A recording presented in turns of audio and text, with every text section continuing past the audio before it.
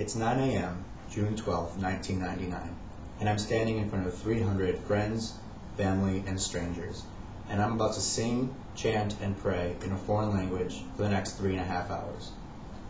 This is my bar mitzvah, a ceremony that every 13-year-old Jewish boy and girl must go through in order to enter Jewish adulthood. Growing up in a Jewish family has had a profound impact on the person that I am today.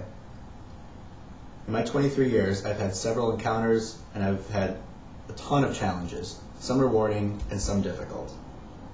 The three main aspects of growing up Jewish that have shaped me include Jewish traditions and holidays, including the importance of family and community, my bar mitzvah process, and how goal setting and preparation have prepared me for growing up into adulthood, and encountering stereotypes that have helped me become more resilient and face tough situations head on.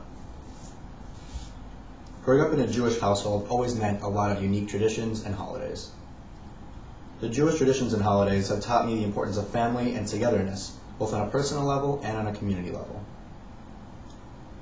Just like Easter and Christmas do for Christianity, Yom Kippur, Passover, Hanukkah, and Rosh Hashanah have done for me in Judaism. The holidays have brought my family together at my household and also to my synagogue, where we can celebrate together and enjoy each other's company. On a community level, we have services just like Christianity at synagogues, and people show up in droves to celebrate these holidays together as a close-knit and tight community. And it's a big part of what I want to be like when I grow up. Another ideal is an example of how the Jewish community acts towards one another. And during holidays, it's customary to always be able to keep your door open to any stranger, family, or friend that may not have a place to celebrate that year. And so that they have a chance to celebrate with you, you're taught to keep your door open. Another life shaper is going through my bar mitzvah and the process that accompanies it. The best way I can describe a bar mitzvah is like driving a motorcycle in a Midwest winter. You can do it, but you better be prepared, otherwise you're in for a crash course, and that wouldn't be pretty.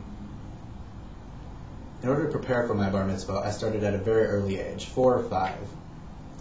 I started to begin to learn prayers, customs, both in Hebrew and English, in order to get ready for my big day at the age of 13. A lot of the aspects of the service can be confusing, especially because most of it is in Hebrew, but there are other elements like bowing at certain times, doing things with your hands, and wearing certain clothing, and doing things with that clothing that you need to be prepared for. So in preparation for that, I had to set goals far in advance and prepare each and every prayer and sentence that I was going to say, including a speech, for the entirety of my bar mitzvah ceremony, which was over 3 hours long. So on top of that, I had to face my fear of public speaking at a very young age. At 13 years old, I had to be ready to speak in front of hundreds of people, some that I had no idea who they were. I'd never met them before. And this has prepared me for life growing up, both in Jewish adulthood and as a U.S. citizen growing up in life. I had to face my fears head on and overcome them. Forced to overcome these obstacles and others include growing up dealing with Jewish stereotypes as well.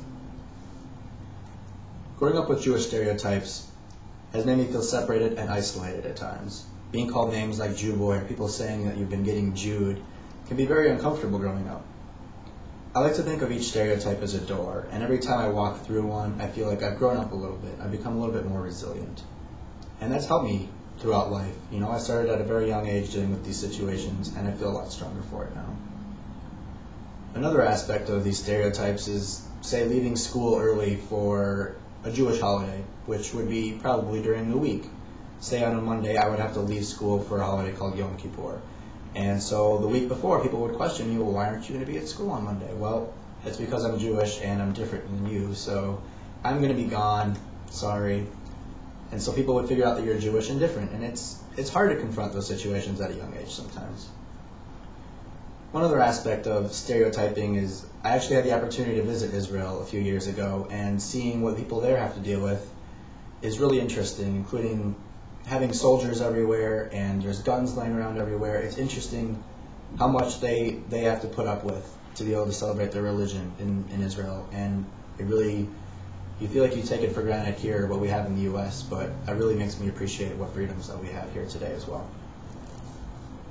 So these feelings of resiliency and privilege are a big part of what I've learned throughout all of my experiences. And whether it's Jewish holidays and traditions with family and friends, it shaped me. If it was going through my bar mitzvah and all the preparation and goal setting, it shaped me. Or even if it was growing up with stereotypes that forced me to deal with confrontational situations at a very young age, it shaped me. I believe it's an accumulation of all these experiences that have made me the person that I am today. And just think, if I can stand in front of 300 people that I don't even know at the age of 13, I feel like I can accomplish any goal I set my mind to today. Thank you very much.